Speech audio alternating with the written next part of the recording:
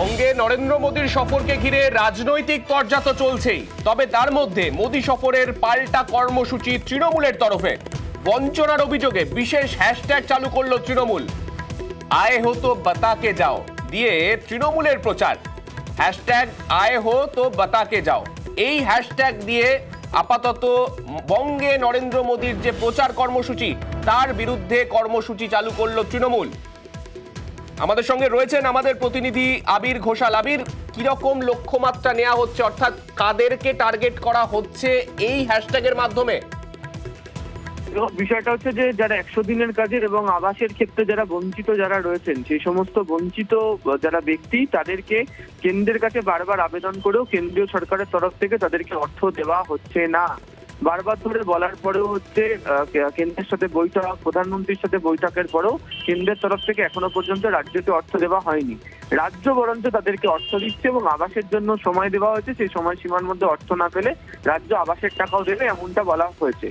এই প্রধানমন্ত্রী সফরে তৃণমূল কংগ্রেসের তরফ থেকে এটাকেই তুলে ধরা হচ্ছে এবং সেখানে তারা উল্লেখ করে দিচ্ছেন যে এই বিষয়টিকে, সেখানে তাদের বক্তব্য হচ্ছে যখন প্রধানমন্ত্রী আসছেনই রাজ্যে, তাহলে সভা করছেন, তাহলে তিনি এই সভা মঞ্চ থেকে জানিয়ে দিন যে কবে কেন্দ্রীয় প্রকল্পের যে অর্থ রয়েছে সেই অর্থ কবে রাজ্য পাবে। যারা 100 দিনের কাজ করেছেন তাদেরকে অর্থ দেওয়া হবে।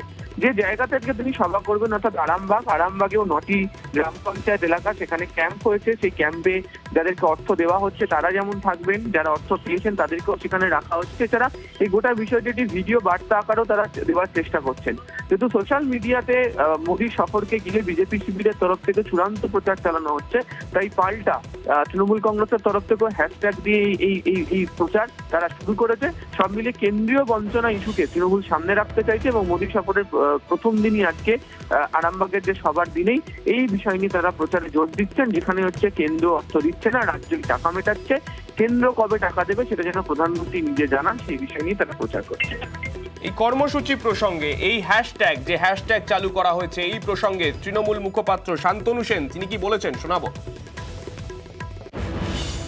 যে বিজেপি সারা ভারতবর্ষে যুক্তরাষ্ট্রীয় পরিকাঠামোকে ভেঙে তছনছ করে বিরোধী শাসিত রাজ্যগুলোতে আর্থিকভাবে বঞ্চনা করছে, প্রায় 60 থেকে 65 লক্ষ মানুষকে 2 বছর ধরে 100 দিনের কাজ করিয়ে টাকা দেয়।